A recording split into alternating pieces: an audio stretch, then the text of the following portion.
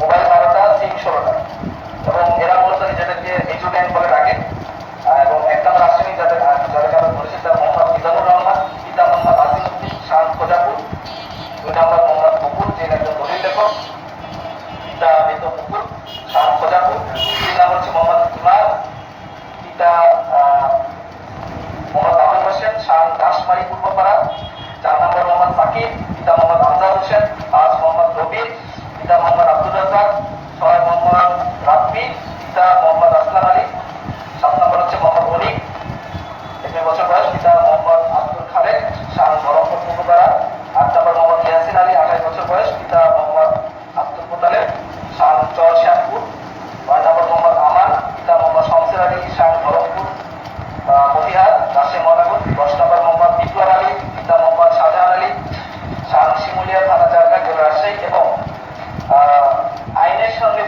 শিশু আছেন যার বয়স 17 বছর, নাম মোহাম্মদ বিজয়, 17 বছর বয়স, পিতা মোহাম্মদ নাসিরউদ্দিন, শাহ নরকপুর পূর্বপাড়া থানা মতিহার।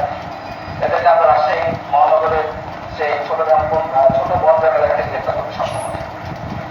এখানে উল্লেখিত আসামিগণ একই মিঠু গ্যাংয়ের সদস্য। তারা আগ্নেয়াস্ত্র ও দেশীয় অস্ত্রের ভয় দেখিয়ে মহানগর এলাকায় বিভিন্ন স্থানে চাঁদাবাজি, জমি দখল ও কোনো ব্যক্তি জমি ক্রয় বিক্রয়, নির্মাণ সহ যে কোনো ব্যবসায়িক প্রতিষ্ঠান করলে তাদেরকে চাঁদা না দিয়ে কোনো কাজ করতে পারে। এছাড়া মহানগরীর বিভিন্ন পয়েন্টে দলবদ্ধভাবে এরা ছিনতাই করে আসছে। এখানে কয়েকজন আছে, তারা স্বীকার করেছেন তারা ছিনতাই খায়। এলাকায় আধিপত্য বিস্তারের জন্য আগ্নেয়াস্ত্র এবং দেশীয় অস্ত্র সজ্জিত হয়ে মহড়া দিয়ে আসছে। টেন্ডারবাজি ও সরকারি কাজে বাধা দান, সংঘবদ্ধভাবে মেয়েদেরকে উত্তপ্ত করা, মাদক সেবন সহ বিভিন্ন অপকর্ম লিপ্ত রয়েছে।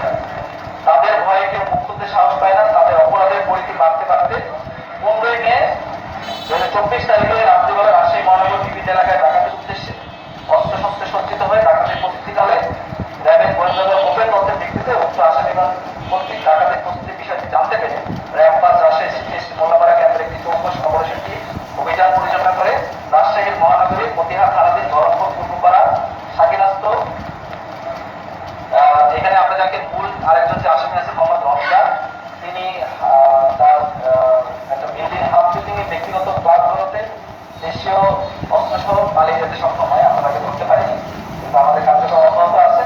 এছাড়াও উল্লেখিত জ্যেষ্ঠ আসামিদেরকে জিজ্ঞাসাবাদ করলে তারা ডাকাতি প্রস্তুতির বিষয়টি তারা মূলত আরেক জায়গায় শোডাউন করার জন্য যাচ্ছিল স্বীকার করে। পরে তাদের তথ্যের ভিত্তিতে 2টি স্থানে বিপুল পরিমাণ ধারালো দেশীয় অস্ত্র উদ্ধার করা হয়। প্রাথমিকভাবে জিজ্ঞাসাবাদ তারা জানা যায় তারা একই কিশোর গ্যাংয়ের সদস্য। তারা দীর্ঘদিন যাবৎ সংঘবদ্ধভাবে রাজশাহী মহানগরের বিভিন্ন এলাকায় চাঁদাবাজি, জমি দখল, ছিনতাই, টেন্ডারবাজি, সরকারি কাজে বাধা দান এবং সংঘবদ্ধভাবে মেয়েদের উদ্যোক্ত করা সহ বিভিন্ন অপকর্ম লিপ্ত আছে। এবং উক্ত আসামিদের বিরুদ্ধে রাজশাহী মহানগরের মতিহার থানায় আমরা একটা নিয়মিত মামলা করব। আর এখানে আমরা যেটা সবচেয়ে গুরুত্ব সহকারে যেটা দেখছি যে তারা মূলত এই কার্যক্রমগুলি থেকে তারা যে অর্থগুলি পায় তারা কর্মী সংগ্রহের কাজে ব্যবহার করে।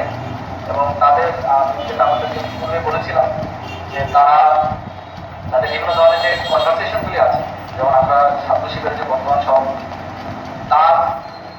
তাদের সাথে একটা গ্রুপ তারা টেলিগ্রাম এবং মেসেঞ্জার ব্যবহার করে এবং সেইখানে যাদেরকে আমরা নিয়ে আসছি সকল ব্যক্তিকে তারা সেই সকল গ্রুপ থেকে তারা বাদ দিয়েছে। এবং রমজানকে মূলত আমাদের টার্গেট ছিল। সে রমজান এখন মূলত আমরা ধরতে পারি না, তাদের ধরার কার্যক্রম অব্যাহত আছে। এবং বাকি দুজন যে আছে মিজান এবং বকুল এবং তার সহযোগী যারা আছে